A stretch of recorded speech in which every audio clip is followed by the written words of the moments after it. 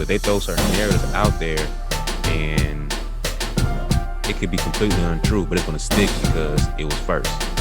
Like it's more of a race to be first rather than to be right. Down.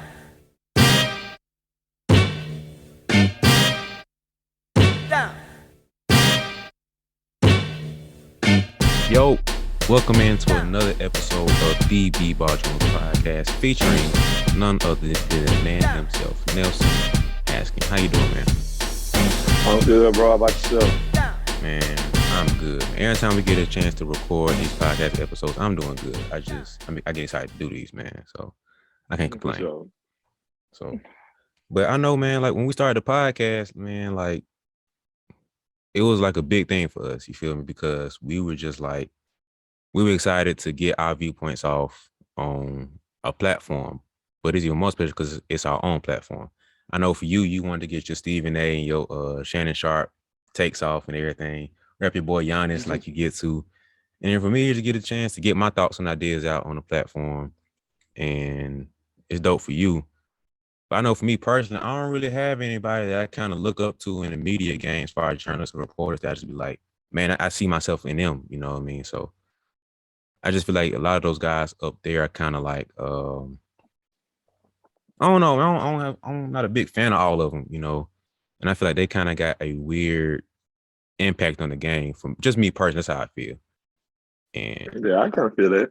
Yeah. So I don't know. Like, how do you feel about how the media and stuff plays? Because that's a big reason why we got into the game. We wanted to give a different perspective on the game as a whole.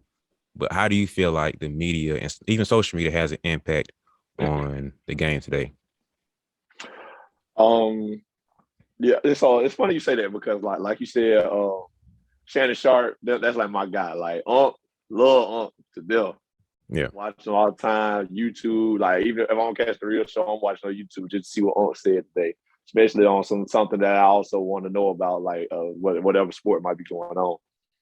So, I think media does have like a huge impact on the game, especially in basketball of all things. I think media has a bigger impact. Might be a high topic, maybe not, but I think media has a huge impact on basketball more than any other sport.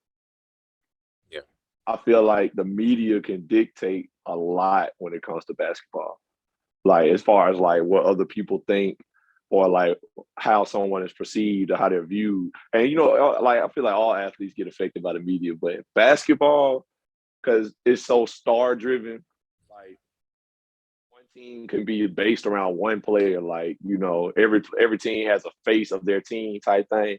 So the media has a lot to do with how that team and that player can be perceived, and like it just can change everything for you for the good or for the bad. Like some guys have one big media spill, like something bad happens, anything like that, and it's over. Like the media can kill their whole career.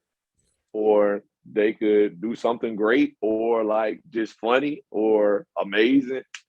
And media see it and they run with it. It gets going everywhere. And all of a sudden they role model for some people, So I feel like it has a huge take on it. But I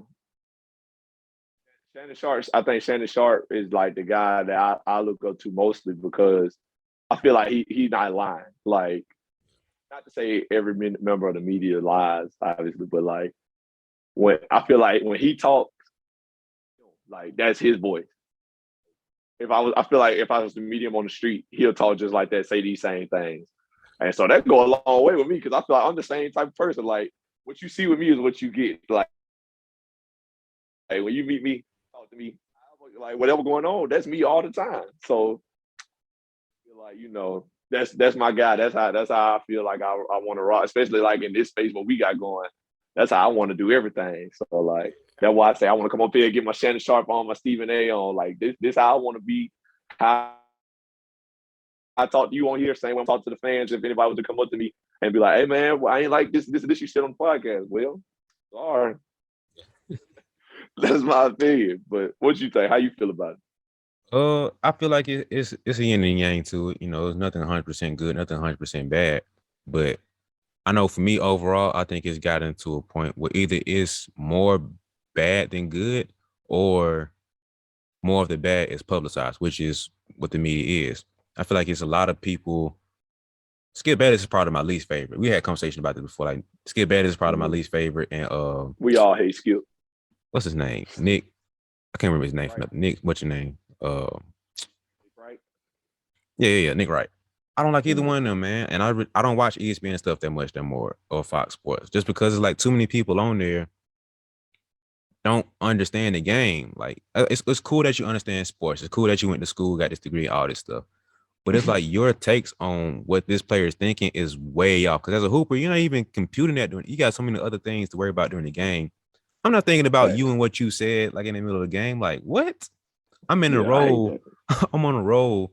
I didn't hit 4 straight threes. I'm not thinking about you on my 5th straight 3. Like good or bad, I just missed. I just missed 5 threes. LeBron thinking about skipping the middle of the game.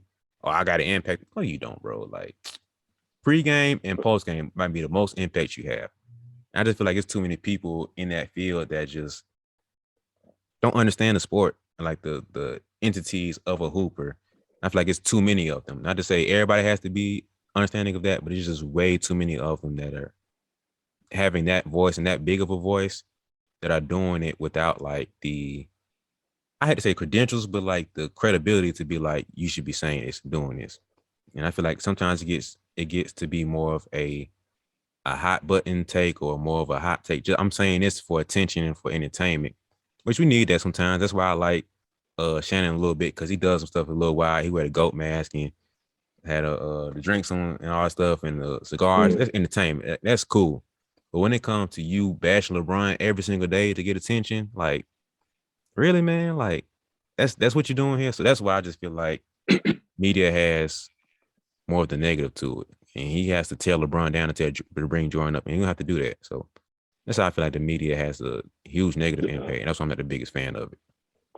Yeah, so I kind of like agree with what you said about like that, some of their credibility because it's like I didn't play, I'm still playing, so I feel that's what you're talking about. With like they make it seem like what they say, what they do on the floor sometimes, and Yeah, that's like far from the truth. It's like okay, let me give you an example. So I remember this is my mom now. I was talking to my mom this way back in high school. I had like 8 points, 3 games straight. Like I had 8 points, a bunch of rebounds, a bunch of blocks, whatever. But I had 8 points, like 3 games in a row. And so I was remember telling my mom about the stats. Like, wait, we just got through playing. I came home that night, whatever. She asked me about the game, told her my stats. Said I had 8 points, and I was like, I said, we didn't really keep averages and stuff in high school like that in my high school, but I was like, I'm pretty much averaging about 8 points now. Like, I feel like I get 8 points a lot. And my mom was like, don't you like? Do you want to score more than that? Like, don't you want to score a few more points than 8? And I was like, not that I don't want to score, but like, it ain't my role. Like, other guys around me scoring the ball, I'm like, what's going on? You know what I'm saying? Like, cause I still average double digit rebounds, had a bunch of like average a bunch of blocks that year or whatever. Um, so she was like, but you probably could score more if you wanted to, Nelson. Like that, like you could score more points if you like wanted to and put your mind to it. And I think you should try to do that. Like score point. And I was like I'm not playing, ball. Like it's not like I'm not out there, you feel me? I'm not the scorer for the team. But my mama did not understand that like basketball. And she was like, well, all right. Nils, I feel like you could do more. I feel like you could score more. And I wasn't trying to say like I could not score the ball. I was just like she didn't understand that just was not my role for our team. Like not the person scoring the majority of our points. Somebody else. That was these other 2 guys on my team.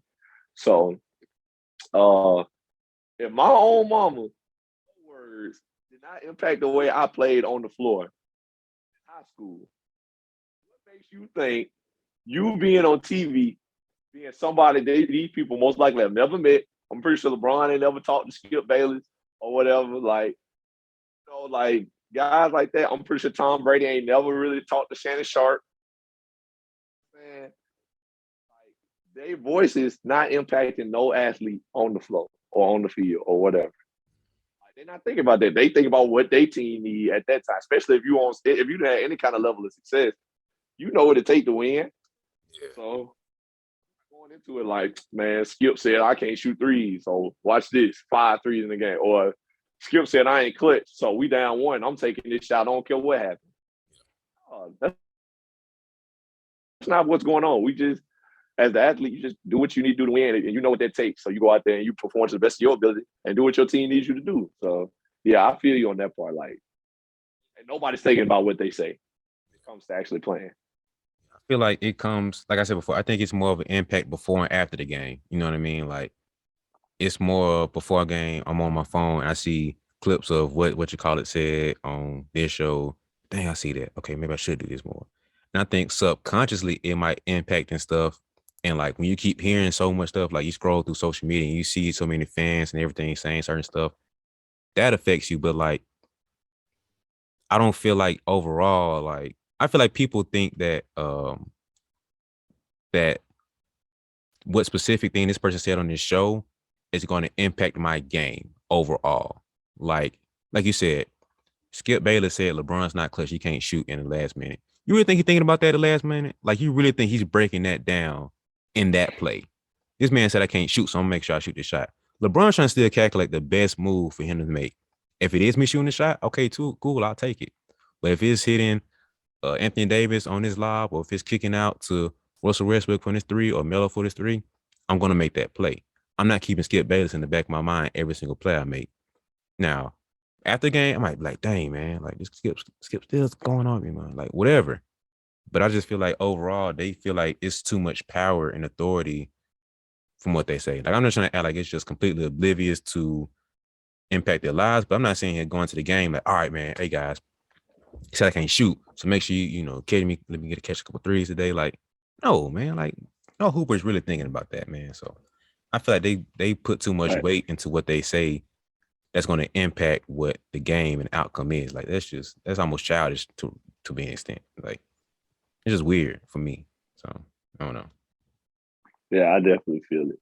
So what would you say is like number one, like lie or like myth, I guess you'll say that you think social media is spread like when it comes to like sports and athletes or whatever. The level It of could be about one person. I'll say the level of talent that the pros have. I feel like that might be the biggest misconception. Like I don't think people really realize how good pro players are. Like I think we casually can be like, I think we take a lot of players too casual. And I ain't trying to put nobody on a super high pedestal, but like at the same time, it's like what Steph Curry just did with the threes is crazy. Like the level of effectiveness and efficiency he has with his threes is crazy. Like I don't think people realize how hard it is to get off the shot Steph Curry gets off.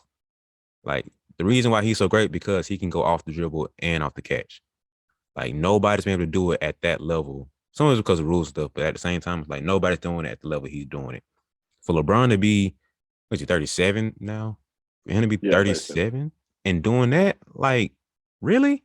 His vert hasn't changed. I don't think people realize how crazy that is. Like, for Kevin Durant to be 7 foot, he claimed to be 16, but for him to be 7 foot doing what he does is ridiculous. And to even go down to 15 men on the bench, we kind of had this conversation before, but like, I don't think people realize how good role players are, how well they can shoot. Like, it's been told that Shaq has been an excellent free throw shooter in practice. He can ride off 20 straight in practice. DeAndre Jordan, all these players and stuff. And the game is just different. And I don't think people really understand how good these guys. I think from more of a fan perspective, most of the time, I don't think fans sometimes critiquing on social media recognize how great these players really are. Um, from a media standpoint, I don't think people. I don't know. I don't think people in the media understand the psychology of a hooper. facts. That's very true. Yeah, I think it's like I said before, it's too many non-hoopers commenting on hoop stuff. Like they get too critical on things when it's like, as a hooper, it's just things that you understand and get. Like on paper, this makes sense to you. So it's like your non-basketball IQ, this makes sense. But as a hooper, we're over here and this makes perfect sense. Like, why would you do that? It's just what you do. Like, I can't even explain it. It's just what you do. So I feel like that's Thanks. probably the biggest thing. What about you? Um, I'd say when it comes to basketball, I'd say probably two myths the media has like spread like wildfire. Mm. One, LeBron James is not clutch. I Oh feel yeah. like the media has definitely made this big portrayal like LeBron is not clutch. And so, what my thing is, if you want to say he's not more clutch than Jordan, cool. Like your opinion, I totally understand. If you want to say he's not more clutch than Kobe, I understand that. But to say he's not clutch, period, that's the end of the sentence. That's why I got the problem. Because I'd be like, what? Like, have you ever seen LeBron James play? Like, his whole montages of clutch baskets this man to hit, like, literally, like, you can YouTube it. It's just like, Bron is not, I guarantee you ask people in the league, like other players, is LeBron James clutch? Or, like, do you think LeBron is clutch? Or do you worry about LeBron in clutch moments? They say yes. Like, I guarantee you, his peers are not saying, "Oh, Bron ain't clutch. We ain't really got to worry about him taking the last shot." What? And so it's crazy that the media has spread that. And, mostly in part due to Bayless, obviously, but been saying it for so long, and they show is like one of the biggest sports shows. But I just hate that that's become like the thing. And it ain't Bron's fault because he's been constantly compared to Mike and Kobe. So anything he does that's not Mike-esque or Kobe-esque, now it's like, he ain't good enough at that. And Mike and Kobe were killers and known for being clutch and taking the last shot. But Bron has also done that. He's just not known for it. Like, that's just not his go-to thing. He's not a killer offensively, like to be trying to score every play like those guys were, or trying to score and kill their matchup all the time like those guys were. He's more of a facilitator. But that's one thing that I feel like the media is really spread. That's definitely a lie. Like, fans out there do not believe that when people say LeBron is not clutch. Matter of fact, if you're in an argument with somebody in real life and they say LeBron James is not clutch, you're going to leave because you ain't going to convince them of nothing if they believe that. And then number two myth I say is they don't play defense today. Like, people love saying, so folks can score all the points they want to because nobody plays defense. Don't nobody play defense in this era. Like, that is a lie. Like, that is a lie. I can't even tell you like no better than that. Because yes, in the 80s and the 70s and the 90s, they was beating each other up. Like, yeah, knocking each other out there. Cool. That's not basketball. Like, being able to knock somebody out the air is not defense. Exactly. Like, and people, especially old head, this is more of an old head way of thinking. But still, have the nerve to be like, defense today. Mike used to get pushed out there. Not defense. They got the nerve to say we don't play defense. And so when the Pistons was doing that to Mike, like, you could go back and watch the Bad Boys 30. You could watch the Mike's Last Dance, all that. You could watch all that. The guys that was on the Bad Boys Pistons literally said, gets into the air, it's over. So we got to make sure he don't get into the air. All that means was, like, to break that down, we can't guard him. We'll knock him out there. Like, Mike more athletic than all of us in here. We'll take athleticism out the equation. No layups, no dunks, nothing. He getting everything at the free throw line or he pulling up. He nothing at the rim. So that's it. And so let me tell y'all, if you think Bad Boys Pistons, now granted, respecting them, they did what they had to do to win at the time, and it worked for them. So I ain't blaming them for this. But I'm saying, you believe that was great defense, or if you believe in the 80s they played better defense than they play now, let me take you to a LA Fitness or something, and I'm going to tell the people on my team, don't let you get no layups. Tell them to treat you like Mike and say, hey, no layups, no nothing. Don't let them get in the air. Knock them out. Tell me how you felt about it after the game. Let's go to the gym right now and play one-on-one And I'm gonna tell you, I'm allowed to handshake you. I'm not allowed to handshake me. And we're gonna see who wins. Gonna be like, man, that's not defense because you fouling me. Well, how about that? Yep. Yep. So people need to let go of the notion that today's game has no defense. They do. They trying their best to play defense without fouling. Yeah. And that's the only thing. And like rules have evolved to the point where they realize, okay, this ain't safe. This ain't fair to the person with the ball if we could just push them and keep them from the going using their forward motion or anything like that. So they try to protect players nowadays and don't let you knock them out the air without consequences. And you're not just going to put your hands on people that's dribbling because you're not as fast as them. Those are the two things. Like those are huge myths the media has spread, and people really like. I'm doing my part right now to try to put them out, but that's just terrible to me that people believe that we don't play defense nowadays and that LeBron James is not clutch. Like we need to let that go as a people. I'm gonna piggyback on that because it's like I think the media sometimes they throw certain narratives out there and it just sticks. And a lot of players like Kawhi, Thanks. he ain't finna fight whatever you say about him. It's like whatever you say, all right, cool. You say I'm doing this, cool. I don't care. And then somebody like LeBron will spin a narrative in his favor, but they throw certain narratives out there and it could be completely untrue, but it's gonna stick because it was first. Like it's more of a race to be first rather than to be right. And I feel like that's gonna hurt a lot of people long term because now you're jeopardizing my career and my legacy by saying I'm not clutch. When back in Cleveland, before I went to the went to the Heat, I scored 25 straight points in the fourth quarter in overtime and led my team against the Pistons to win that game. But I'm not clutch? Huh? I had game winners against Orlando before they went to the finals. Huh? What? Like, that's what I'm saying. Like, I don't think they watch the game enough for me, man. I think they just watch highlights at the end of the game or they watch parts of the game or they just don't understand. I just think that's another thing that I don't think they just understand. And then two, I think they throw certain words out there without the nuance of what that word means specifically. So like clutch. Clutch isn't just taking the last shot or the last shot during the last minute. And it's a lot more to it than clutch. Giannis having that block in the finals was a clutch block. Right. Chris Bosh grabbing that rebound to kick it out to Ray Allen. That play was clutch before the Ray Allen three. Like it's things all within the last probably 4 minutes or when whatever crunch time hits, like usually about the last 4 minutes, depending on how the game's going. So clutch could be 4 minutes, the last 2 minutes, the last minute, but it's clutch within that realm. Each play within it is clutch. So each play builds up to momentum of that last play.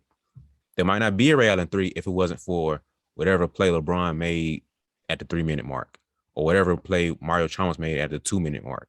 All within it encompasses clutch. It's not just the last shot, it's defense too. I had to be clutch as a Tony Allen defender to be like, yo, I'm locking you up this play. The last 2 steals I had made it to where we went up 4 points. That was clutch back then. And then we win by 10, but I'm not clutch because I made the last play to extend our lead to 4 points. And then you were never able to catch up. So then we extend that lead. So now we win by 10. But I had to be clutch at the 3-minute mark to get to this point. We win by 10. Like they don't recognize the little ebbs and flows of that. So, snap, we have 4 minutes left. It's a tight game. I gotta let me tighten up right here. Clutch mode clicks in right there. But at the end of the game, they won by 10. I wasn't really clutch. I think little stuff like that they don't understand. So like what hustle is. Hustle ain't really losing after the loose ball. It's like little effort here and there. It's not just me only diving after the loose ball. I have to hustle to get to the right position on defense. So you don't see the extra effort of me get around the screen. It's hustle. Me taking the extra dribble to make sure I'm at the right angle is a little bit more hustle. Like not the best example, but it's little stuff that they don't fully understand. They throw this word out there what this means, but it's like, is that really what it means in the context of basketball or for this player? No. So I feel like they throw these false narratives out there and certain words and terms to make it stick, but it's like that's not completely true. You're not wrong, but you're definitely not right. That's why I say a lot of stuff. You're not wrong. There's a percentage of truth behind that, but you're not right overall. And that's probably my biggest thing with like media as a whole. Yeah, that was a good question. I like that one. Yeah, man. So I definitely feel like everything you just said, like they don't understand what everything exactly what they're saying means all the time. Like I you hear the phrase everything all like everything certain players do don't necessarily show up in the box score. Yeah. So Yeah. like so a guy might not have had a whole lot of points or nothing like that. Really, a guy might not have had a whole lot of rebounds or steals or blocks, but could be known as a great defender. Yeah. It's one of those things like they don't really understand all the time what everything they're saying really encompasses. But so next time I wanted to ask you was what is there a player or like what player do you think the media has like done wrong like lately or ever like what player like is there a single player you think like all right the media might like really messed his career up or messed him up at this point in time whatever. Isaiah Thomas comes to mind. Melo comes to mind. Kobe, the notion of him being a ball hawk comes to mind. Um, James Harden, like we talked about before, not playing defense, that comes to mind. Um, Shoot, like a lot of players are so underrated, and it's because media doesn't really highlight them. I understand you want to drive the LeBrons of the world, the KDs and Stephs. You want to drive the young guys, the Jaws, the Lucas, the Trays, the Zions. But why hasn't Drew Holiday won any awards? I think the They ain't not big enough. I think the funniest thing, bro, is when you listen to the media, but then you listen to the players and what they have to say about certain people. Drew Holiday, the media saying, oh, Drew Holiday's a solid defender, this, that, and the third. Talk to the players, oh, he's probably the best. That's my toughest matchup. Dame has said that. Uh, KD has said, KD, bro, like he said, oh, he's tough. Like the recognition he doesn't get is crazy. Like they argue say he's the best defender in the world. But why isn't the media saying that? Like the notion of Kobe being a ball hog, this not, once again, you're not wrong, but you're not completely right. And I've heard Kobe say this, and he's like, man, why? I think Phil Hannon said this. He was like, man, why you like this, man? He's like, man, I'm not finna pass the ball to guys who come in 5 minutes before practice and they just put their shoes on, warm up a little bit, and come out of practice. When I've been in here for an hour, 2 hours, training on my shots and getting my game right, your work ethic is not respectable to me. So I'm not finna respect you and during the game and pass you this ball. It's not a ball hog. Once you see that perspective, it's like, dang, like that puts you in check. You know what I mean? James Harden not Right. playing defense is like, it's not true. Now, on the end, on the outside perimeter, he's not the best defender. Like they're just, he's cool. Like he's not the best. Low post, he can do a lot better job. Like his legs are so strong that you're not just gonna back him down with ease. Like that boy is strong. So the notion of him Right. being a bad defender isn't true. It's not completely true. Um, Isaiah Thomas, I think his legs have probably been hurt the most because he said this before. Like I'm the only person in the history that can say I beat Magic, Bird, and Jordan. I'm the guy. That's me. Why I'm not in that same conversation? Why isn't he talked about more as being one of the best point guards? You know what I mean? Little stuff like that to where he's not getting his just due and his respect. Um, that's probably the main guys I can think, or the main things I can think. I think Isaiah Thomas probably be number one on my list overall, like as far as history. Um, Yeah. that's probably my number one. So what about you? Um, I'd probably say number one. I'd probably say Steven Jackson. The whole Malice in the Palace thing, and him getting labeled a thug, and like and things of that nature. And then you fit, and if you ever hear him talk about it, he said next year he averaged like, or the year after like that, the Malice in the Palace, or however long it was, he averaged like 20 points and like 6 rebounds a game, and he wasn't even like in the running for making an All Star game. Like, and his stats were better than some guys who made the All Star game. And then keep in mind, this is early 2000s where 20 points a game was a lot for one person. Like, when nobody averaging 30 and 29 like they do now a lot of times. Well, maybe like one or two guys, but like the scoring per game was a lot lower.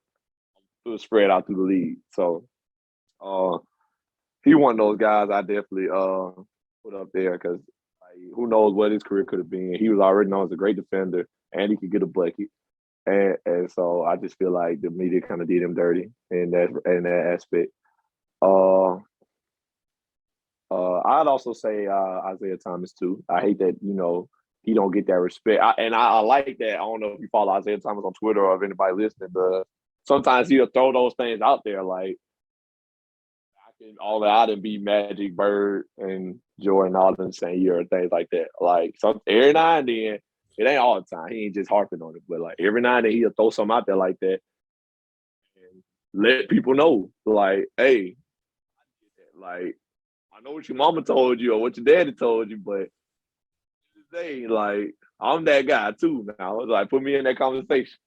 And one of the things about him too is he's won at every level. He won in high school, won in college, won in pro, got gold medals. It's like he's done. He's won a few people to go back to back. Like his resume's up there with everybody. Like he just not getting the same respect because of the media. I think some of that is part of that Jordan play where it's like they love Jordan so much, and it was Jordan versus him, and it was Bulls versus Pistons. So I think that played a role into it too. But he balled out, bro. Like he's not a loser. I can understand if he was losing, still trying to talk trash, but like he won. He beat them. Like, what more do you want from him?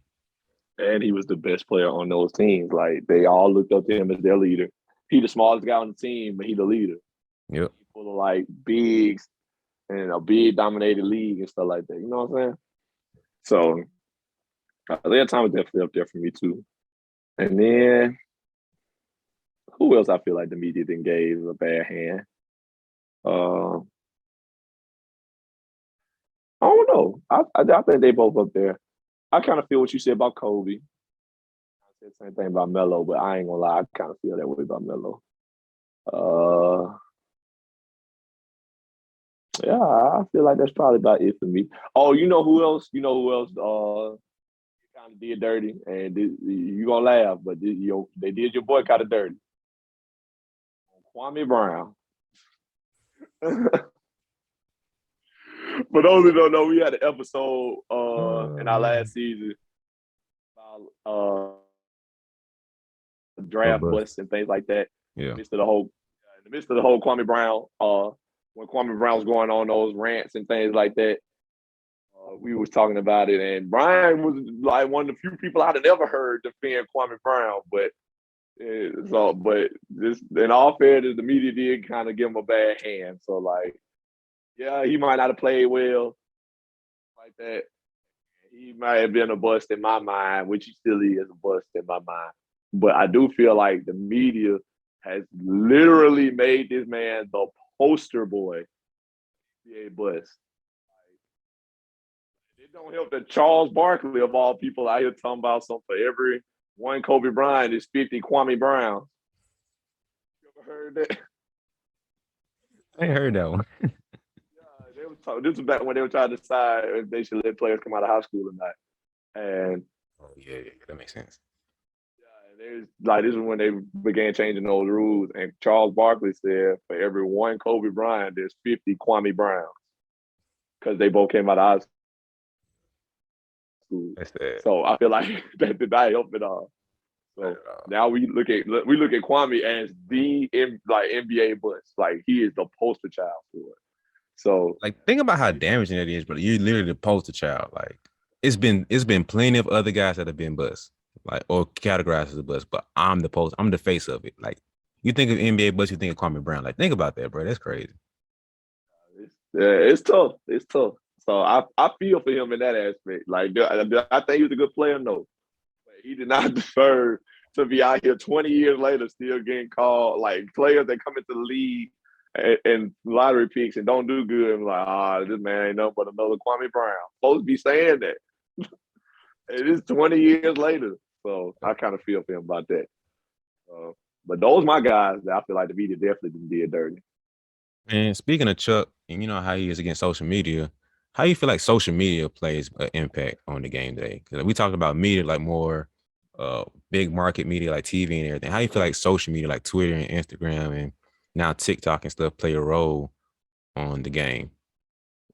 I do think it plays a big role because I feel like I heard Lou Williams say something about young players putting their name in Twitter to see what people are saying. And I don't really think about that as like normal, like everyday people, like not known, things like that. We're not famous. Mm-hmm. So to be famous, you can literally, or somebody that people talk about often, you can literally put your name in a search bar and just see what random people have said that got your name in. And so when he said that, I had never thought about that before. Just put my name in Twitter. I've never done that, but NBA player could just put their name in Twitter and see what the consensus is about them. Like, what are people saying about me right now? And so when I heard that, that made me realize like social media does have a big impact because now it's like we always can hear what the world is saying. The majority of people are saying like people in the '90s and the early 2000s they didn't have to worry about that. Like it was still their business, and whatever people thought, that's just what people thought. They only knew if they watched TV and they talked about them, or they read the newspaper and they was talking about them. But now it's like I can see what Joe that work at Radio Shack think about me. Put it on Twitter, like one of those things is like, man, we you can really find out how people feel if you really care about that. So I feel like players, especially, are heavily impacted by it. But guys like on the way out, like in their 30s, they probably ain't so concerned about it no more. Like they didn't come in with that.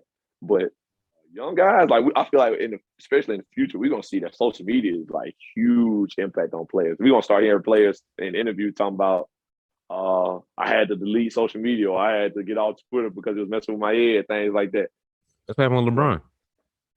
Oh yeah, Bron be saying in the playoffs he goes 0 dark 30. Yeah. Well, he cut everything off, which I understand because when LeBron James in the playoffs, that's all you gonna hear. Like trending every time he step on the floor in the playoffs. So even if we ain't in the playoffs, you're still gonna hear about LeBron. Like that's just crazy. Exactly. And don't let him be in the finals. Oh my Lord. Because now it's like that's the sole attention of America.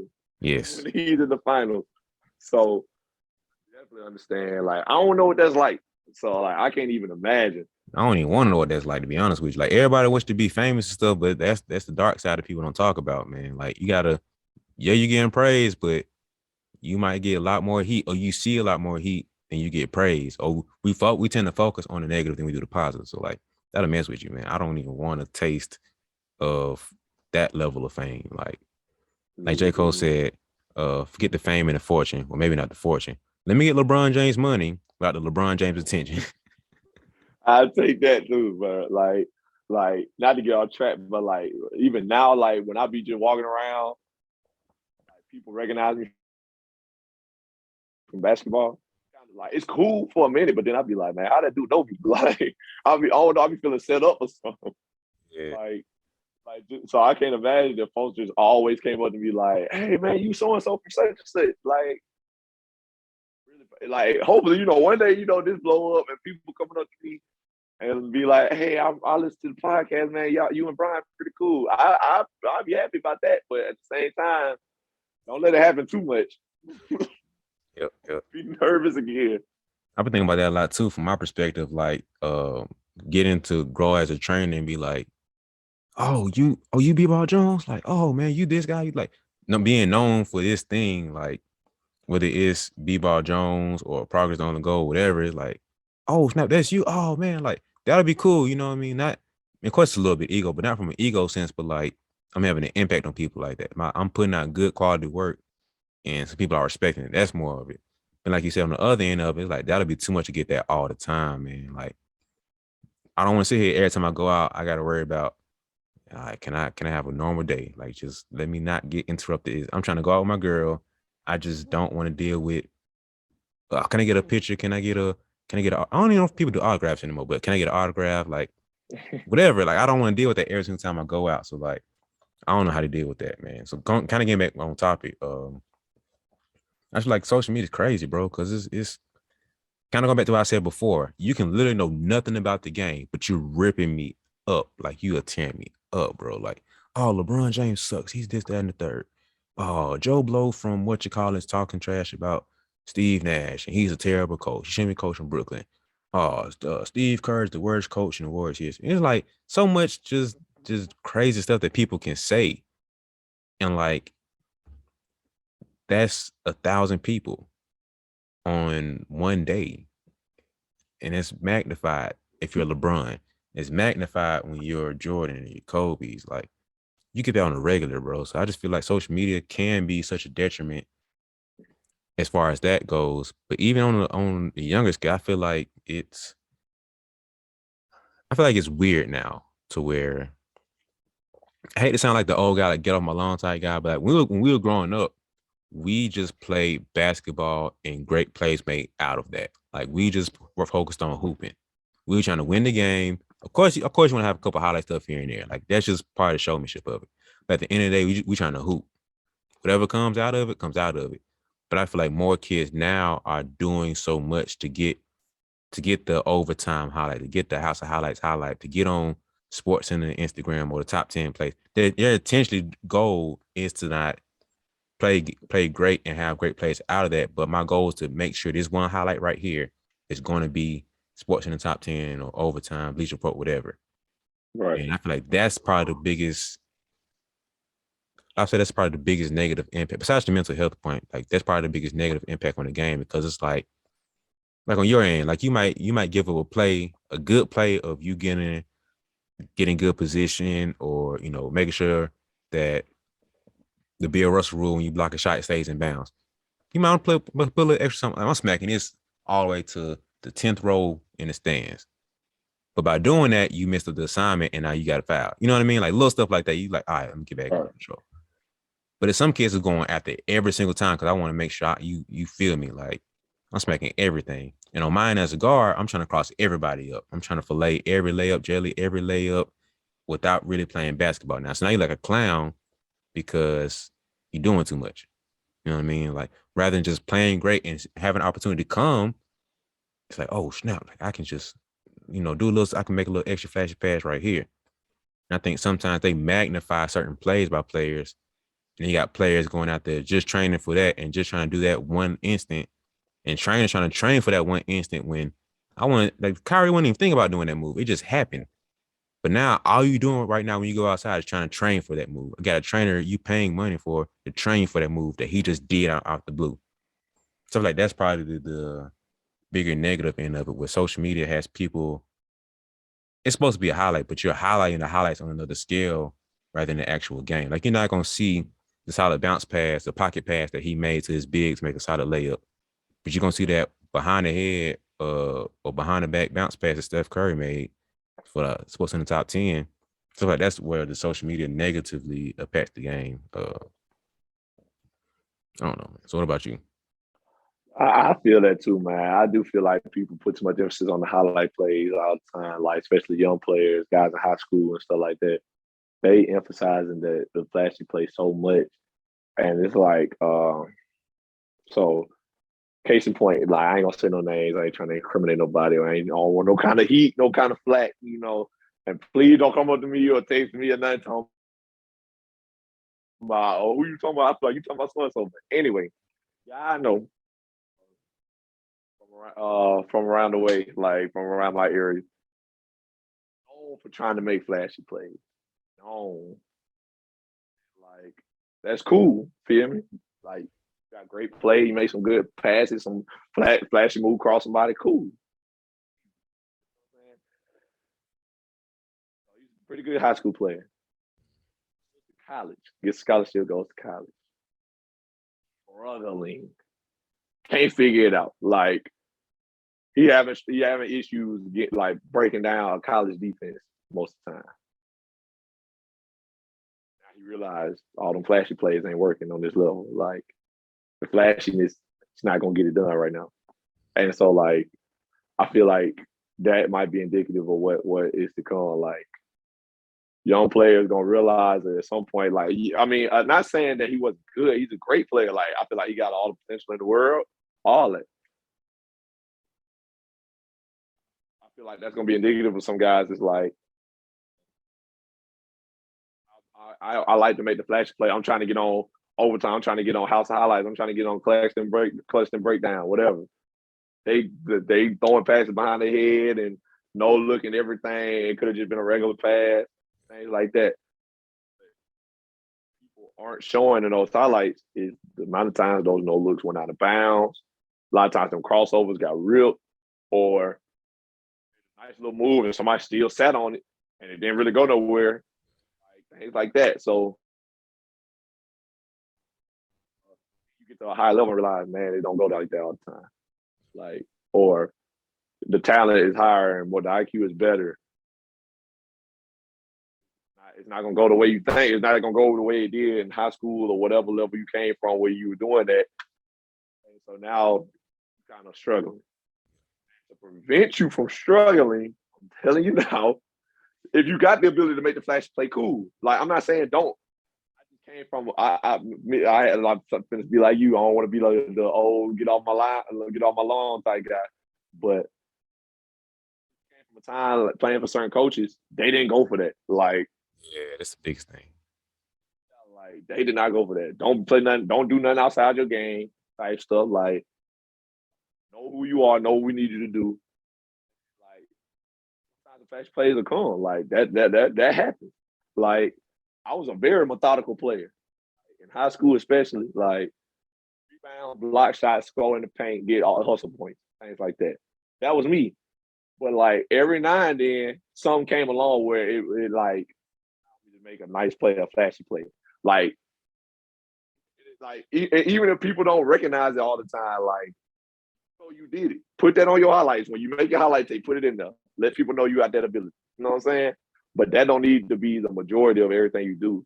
Like, I got a play in high school where I reached up for a rebound, offensive rebound, but when I jumped, I realized my teammate was beside me. So when I called it, I did this and handed it to him, and he laid it up all in midair.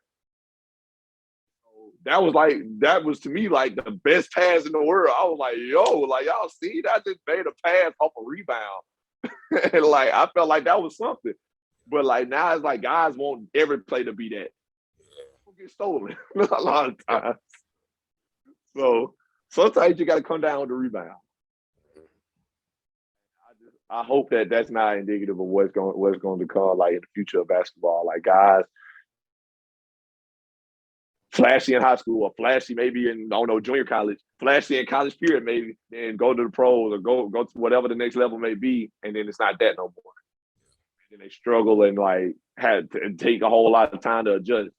So I just hope that that doesn't, like, to prevent that, just play inside of your game, know what you can do, just go from there. But like, social media got people thinking, nah, this is the only way I'm gonna get big. Like, you know what I'm saying? So I'm glad I didn't come up that way or thinking that way, but it's one of them things. I also ain't got no plays on overtime or House of Highlights and like that. So y'all decide what y'all want to do with that information. But I feel like I'm doing all right.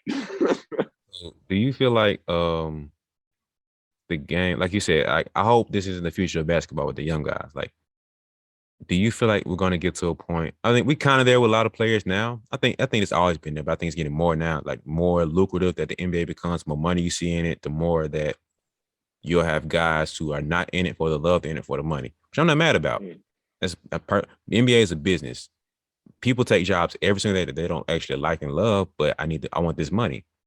So many people might be an engineer, doctor, lawyer, whatever. I don't love doing this. I like this money, the benefits that come with it. The job is cool. I went to school for it. This is what I did. This, that, and third. Do you feel like it is bad?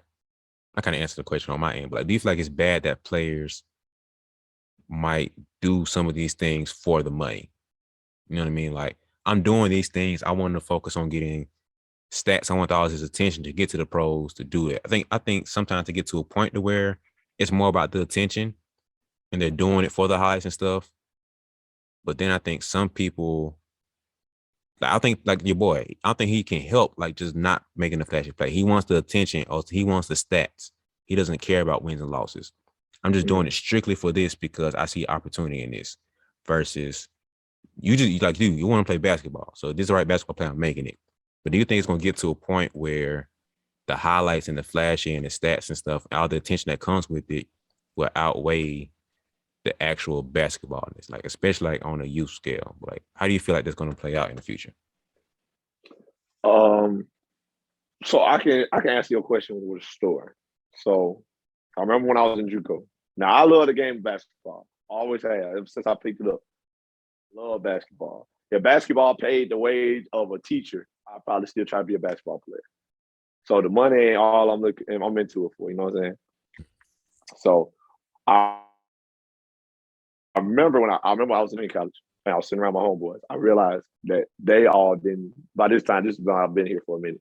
I realized that they all did not love basketball, at least not the same amount of that I did. You know, they like basketball, or someone did love it, just not to the extent that I did.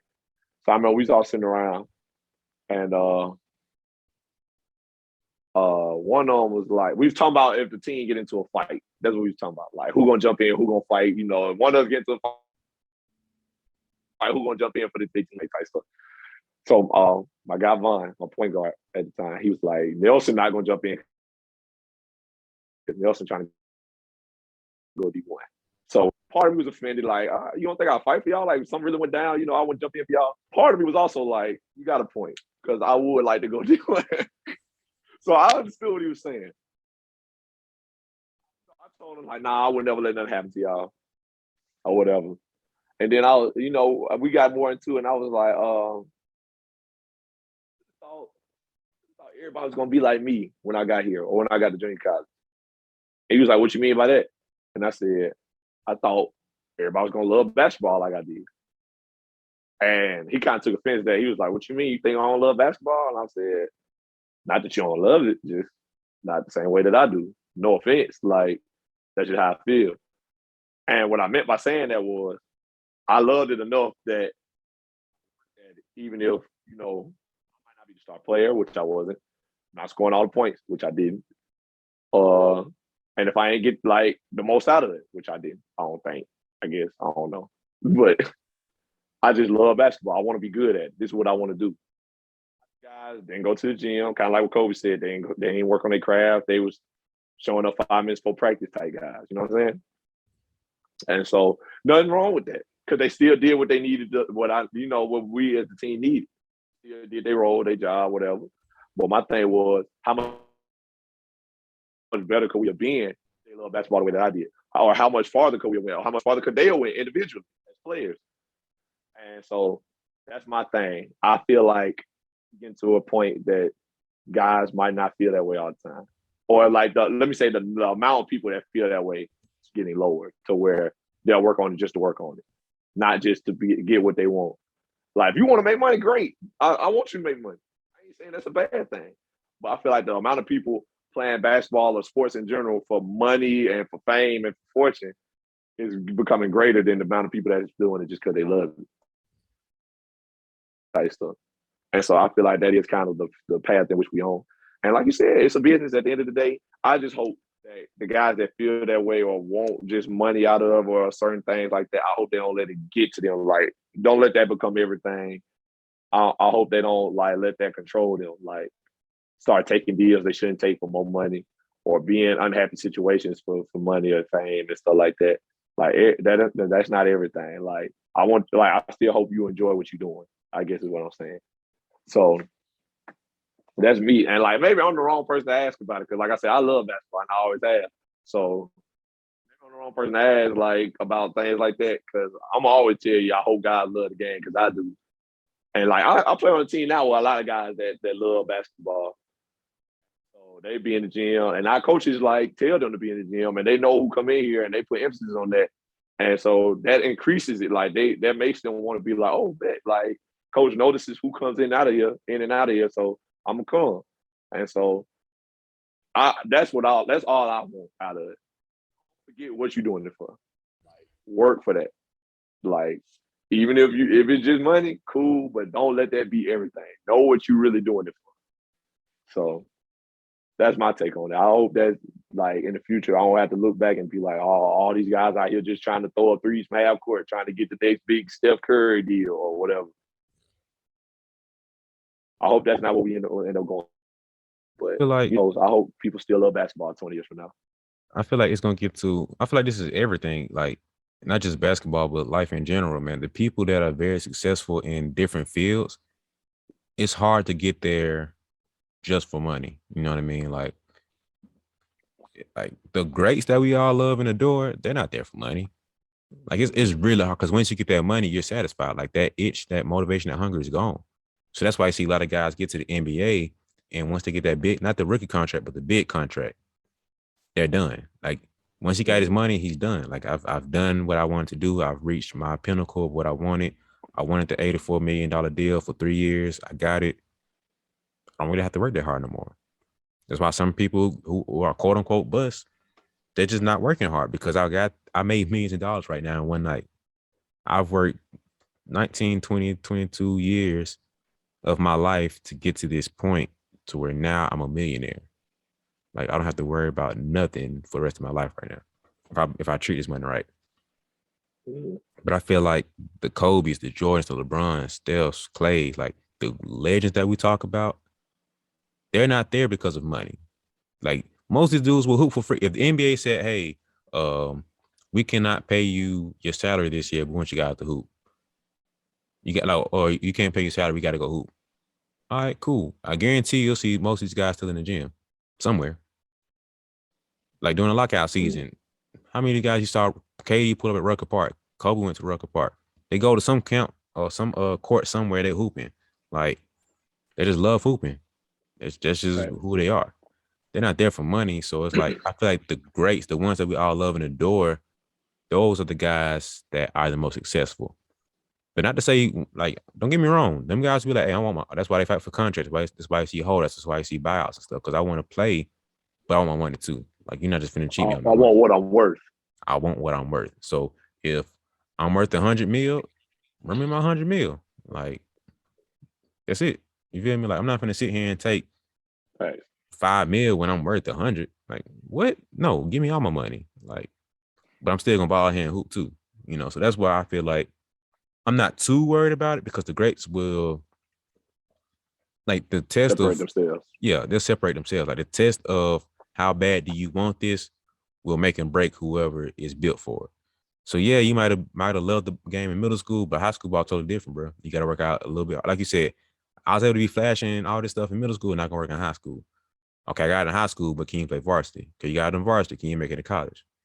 Playing at this level, can you do it at this level? Okay, now you're doing this level, can you do it at pro? And it'll separate themselves. So I'm not too worried about it because at the end of the day, you still got OGs and old heads laying down the law where it's like, hey, we ain't doing that. That's not how we fly. Yeah, that's cute. That worked in high school, that worked in college, but it's a new level. We ain't doing that here. Like you right now, you got freshmen coming in. It's like, yo, no, that's not it. Mm-mm. Whew. You lay down the Boy, law. you said, boy, you said so there. That's real. You gotta tell guys like, hey, what you used to do Yep, yep. at your high school or whatever. Ain't going. So I just feel like that's gonna be a separator that one, we still have OGs and everything laying down the law, but then at the same time, too, the game will separate who should be there and who shouldn't be there. So um all the little social media tricks you was doing before, all this little stuff that you did to get attention, cool. That's lovely. That's it's cute at the end of the day. You feel me? Like, can you actually play basketball? Can you produce wins over losses? You scoring 20 points, but is that impacting 20 points or is that just a fluffy 20 points? You might have had 4 points at the first half, but it's a blowout. The last 16 points came at the scrub time. It's like, was that really 20 points? Was it a real 20 points? Oh, you might average 20, but half your points always come leaking out. You snowbird half the time. Mm, mm, are those really 20 points? You only got real 10 buckets this game, bro. It's levels. It's levels. Like, you know what I mean? So it's just like it's the details and nuances of the game separate themselves. But media hypes up, going back to the beginning part, media hypes up certain stuff, and it's like, let's really break down this man scoring 30 points. Okay. He snowbirded half of those, and some of those came from free. That's what James Harden got a lot of hate from. All these points came from free throws. But it's hard for you to average 20 attempts a game, bro. Like, that's tough. That is true. That's an art to it, bro. Like, I'm not trying to take up for him, but I'm taking up for him. Like, to put up 20, and I'm exaggerating when I say 20, but to put up that many free throw attempts in a game, it's tough. Night in, night out. Like, I'm doing something right if I'm averaging this many free throw attempts. Like, the rest ain't just be like, oh, James Harden, give him the call. No, I put in work to it. You have to foul me now. Like, but I digress. But I just feel like at the end of the day, yeah, social media might have a certain highlight to where dudes want to do it for attention, do it for money and stuff. But I feel like at the end of the day, the cream of the crop will rise because they love the game that much. So I just feel like that's the separator between things. Like, yeah, you're doing it for media, but I'm out here doing it because I love the game. And at the end of this day, at the end of this war, we're gonna see who come out on top. That's gonna be separated from me, in my opinion. Facts. And like this ain't no shots to nobody, but like separation has been made between me and a lot of people, depending on our work ethic and stuff like that. Mm-hmm. And like it's just one of them things. Like the real the cream of the crop gonna rise. And that's not to say I'm better than nobody. It's plenty of people in this world. I swear to God, it's plenty of people in this world that I done met. I feel like was way better than me, or should have been way better than me. But at the end of the day, they just didn't want it like that, or they didn't go after it the same way that I did. So that's just what it ended up being. So that's just how I feel about it. You know that certain guys content with how things turned out. Some guys, you know, you see them at the barbershop or whatever. Like, man, back in high school, I used to do this. A lot of times, unless they were barring, they got injured or something. A lot of times they ain't want it. They ain't want it like they say they did, or they want it now because they realized what they had and they folded it. They fumbled it. So it's just one of those things. Like you see at the end of the day who on top and who not, and who really worked for it and who didn't. So my assistant coach, Coach Butler, say all the time, like, it's a game is a solution for not knowing. Because when we practice, a lot of times before the season starts, guys might not play defense. Some guys might not know the rotations, things like that. But in practice, your team is your team. Like, you got nobody to put in for him. But when they messing up too much, he say, "Don't worry, your game is a solution for that." Because and we know what the solution is. So and right now we can't fix it. We just work on it. But in the real game, solution for not playing defense or not playing hard or not knowing the rotation. So in the same token, there's a solution for not wanting it more than the next guy. Like y'all do with that information what y'all will. I like that. Yeah. So last thing I kind of want to talk about, I don't know what else you got, but one last thing I kind of want to talk about is more of the positive effect of, you can go media and social media, but I feel like for me, on the other end of it, I think it gives a spotlight or an opportunity for certain people to get put on that normally wouldn't get that chance to get put on. So you have somebody that's coming from a smaller school who has an opportunity to shine and get more attention because of the highlights and stuff. So like you said before, if you might have a crazy play, but nobody really noticed it during the moment, put on your highlight tape. So now because you have this highlight tape, I can market it and push it myself and get in front of people's eyes. And that gives me attention recognition that I need to have. And that can be a blessing for some people because you're going from possibly not playing college ball at all or playing at D3 level where you got to pay for school to now you have an opportunity to go D2, D1 off a full ride. Like, that's a blessing, bro. So certain situations that can be a very big thing for them, to like get the positive attention to it. And then on the larger scale, I feel like the positive aspect of it is you do have certain journalists and reporters who respect the game and have a certain nuance of the game to where players trust them.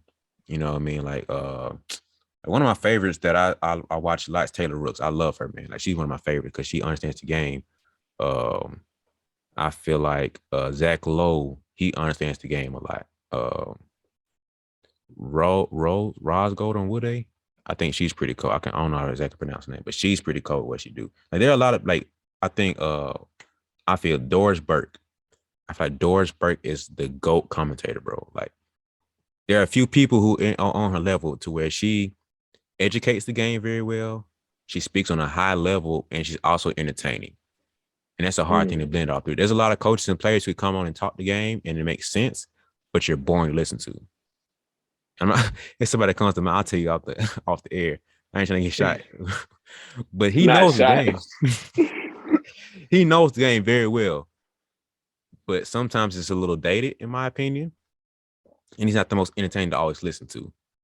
And I respect him a lot because he's a credible guy. He knows what he's talking about too, so I can't really say too much. But it's like I just don't love listening to the games where he's talking about it. You know what I mean? So it's tough to say that, but I respect him. Though. I think he's dope at what he does, but it's just like it's not the most entertaining.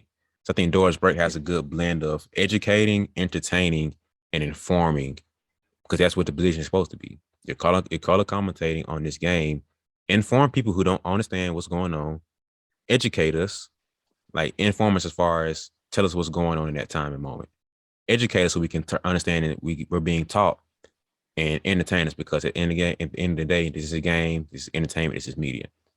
And I feel like the right people being there gives the players comfort to bring the real them out. So now, because you have a dope platform and you're dope at what you do, I don't mind coming to talk to you. So now I'm able to get my thoughts and message out through you when I didn't want to do it myself. It's like a Kawhi.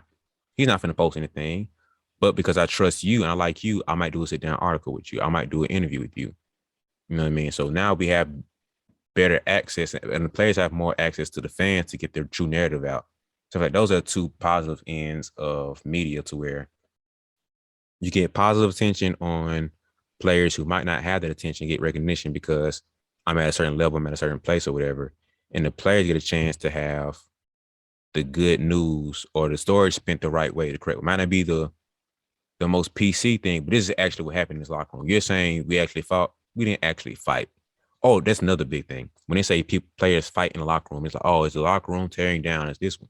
Bro, if I really told you how many times certain teams fought, you'd be like, oh my goodness, they fight that often? Like, it's basketball, bro. You have a whole bunch of men with pride and egos going head to head. We're going to fight. We're going to have an issue. We're going to have pushing, shoving, all that stuff. But it doesn't mean I hate this dude. It's my brother. That's my teammate. Like, it's not that deep. And so now players like that will get a chance to be like, yeah, we fought, but we went out to dinner after that. Oh, yeah, we fought. I went outside from the house and we played 2K after that. Like, it's not that deep. They really be like that too. For real, like people don't understand. Like, yeah, that's my boy. Like, we good. Like, yeah, it happened. We fought, but it wasn't a blood. Yeah, it wasn't unfair. It wasn't no blood drawn match. Like, it's not that deep. So I feel like players get a chance to clear their names and bring the actual truth to light. And on a smaller scale, players get recognition and attention that they usually wouldn't have. So that's my positive side of what the media has. So what about you?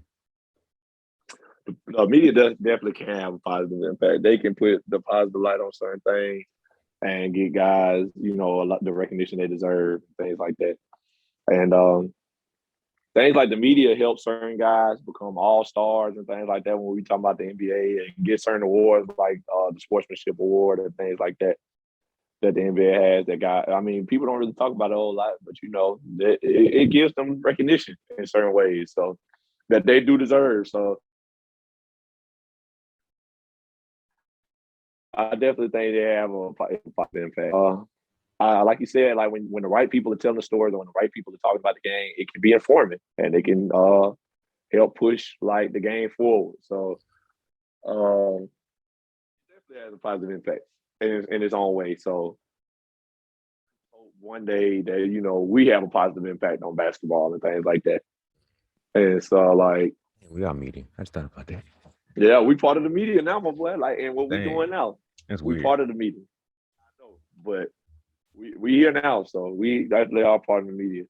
And so another positive impact I feel like social media has on the other tip is that a lot of times, like we say we can hear a bunch of people's no nonsense opinions on certain things that might never play basketball day in their life and stuff like that, whatever. But sometimes you have those certain people, like it's certain people in pages out there that are like fight with the media, is like what the media is pushing or the propaganda. Like it's certain pages out there that be like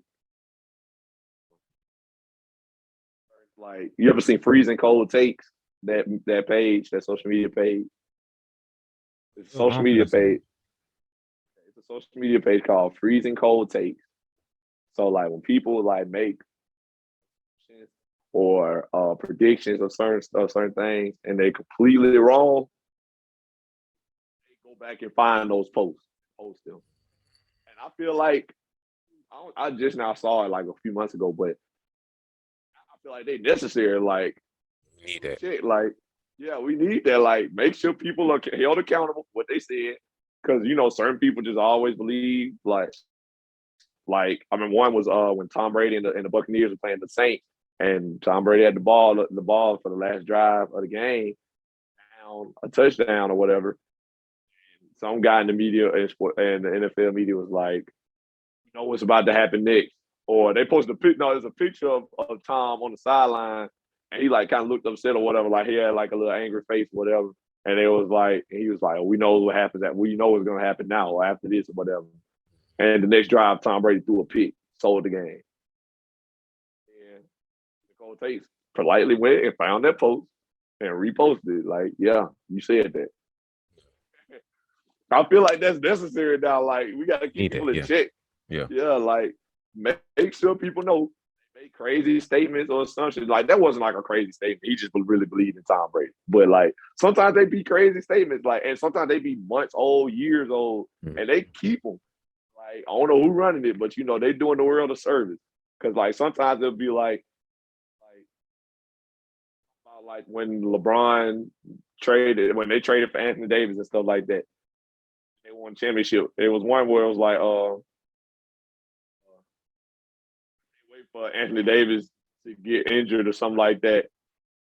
LeBron to fold under pressure, and then everybody blame Anthony Davis. That was something. I'm paraphrasing obviously, but you get the gist of what they were trying to say.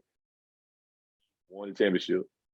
Reason Tate politely went and reposted that from the beginning of the season, when they made that trade. And I like, yeah. So the media definitely has its place in the world. It definitely helps. Definitely shines a positive light on certain things. And we as the people have the power to do our own research, things that might be false. But some people don't feel like putting that energy into it. So like, we have to take our own responsibility into account also.